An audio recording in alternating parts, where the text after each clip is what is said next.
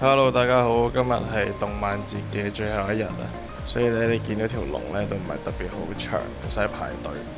咁同以往唔同啦，今次用 QR code 入場咁就快啲嘅。咁其實實體飛咧都可以喺七仔嗰度買，咁兩邊都可以。一入到嚟咧，我哋去到Gundam Assemble嘅展區啦，咁佢咧官方就將以套裝2026年中發售嘅戰企套裝咧，以display 嘅形式去展示俾大家睇啦，微縮戰企差唔多嘅。接住落嚟，我哋見到由 Gundam Base 先行發售嘅1:144重高達啦，特別塗裝啦。咁呢一個Gundam Master 咧，其實係普通以前一直都有唔係新規範嘅 LG 或者係新嘅 HG 嘅套裝嚟嘅。接住落嚟咧，我哋見到由 Bandai 全新演繹嘅 LG Project。咁動畫版嘅故事咧，設定喺遊戲劇情嘅100年前嘅，描繪成個世界嘅起點啦。至於遊戲版咧，則係咧就喺呢個動畫事件發生之後嘅時代嘅。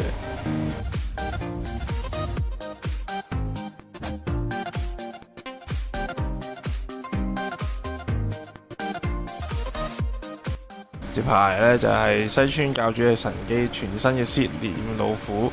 咁呢隻烈焰老虎咧係由7月咧就開始喺通販發售。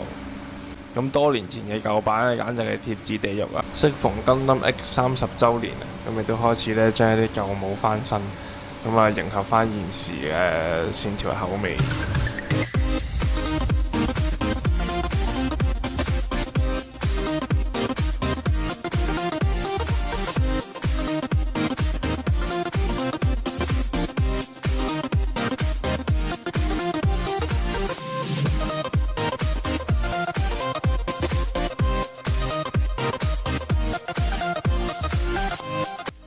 P Bandai 嘅 MGSD Wing Gundam Zero 啊，咁佢呢個特別 coating 咧係其實喺 P Bandai 可以預購啦，咁7月24咧就可以開始預購噶啦，售價就585。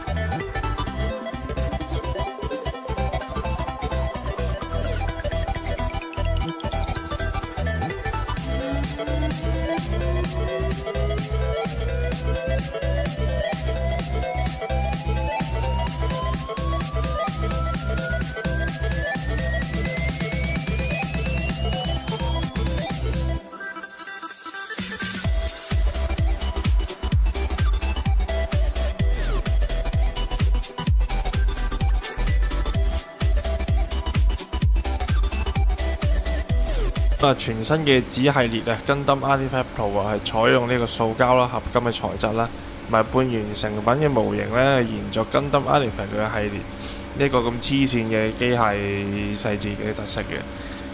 呢個尺寸咧由以前6公分提升到而家10公分啦，並且咧加入更多嘅關節啦，部分嘅裝甲液壓管啦，令到咧佢連動嘅時候咧可以更加接近人體嘅可動表現。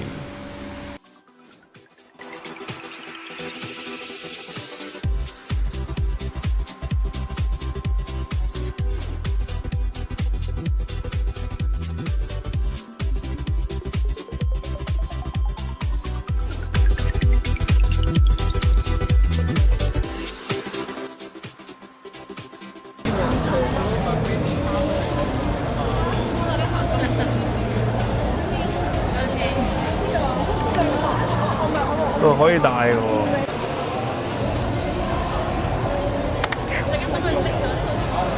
哦，啊，可以帶嘅咩？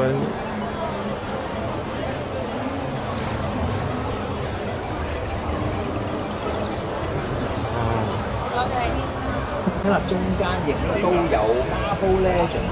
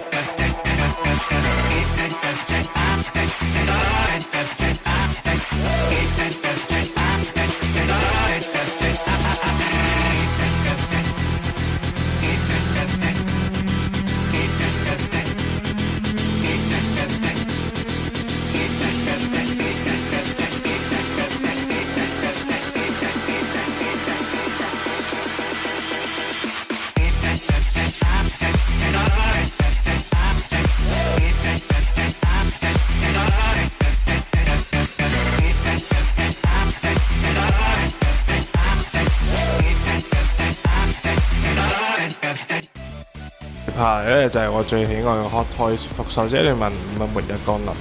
所有嘅今次有新推出嘅英雄咧，全部都可以喺 Hot Toy 嘅 eShop 上面訂到咧，都唔使親身去 Hot Toys 嘅專門店嗰度訂啦。Unlimited version 咧，全部係1200蚊訂嘅，咁價格各有不同。推出嘅時間應該係下年嘅年中。咁啊，有興趣嘅朋友咧就可以嗱嗱聲訂，因為其實見完實物之後咧，其實真係咧係必須要訂一波㗎。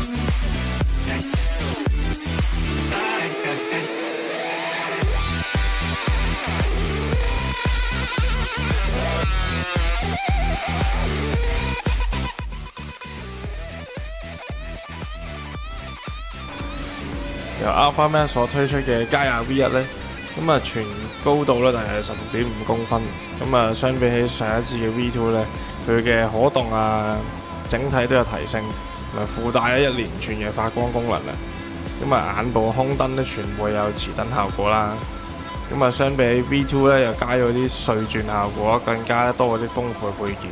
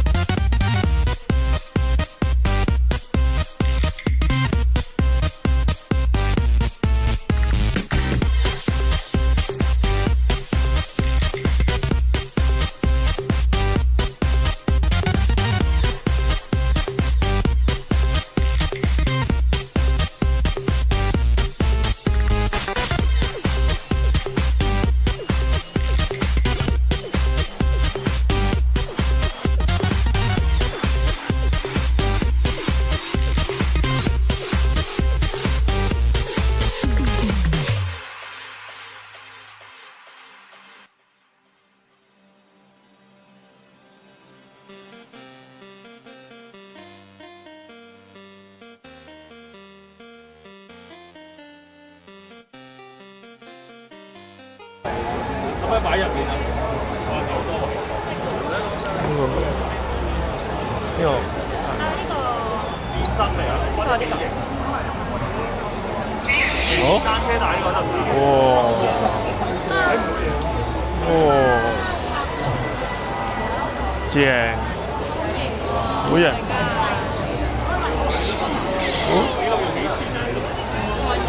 喺邊度識翻嚟㗎？呢個係咯，哇可以變色。係啊，佢有寫。哦呢度，哦呢度啊，哦，哦個電池呢啲問題，哦。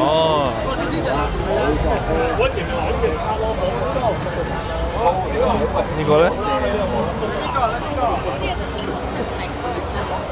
呢個上面，哦。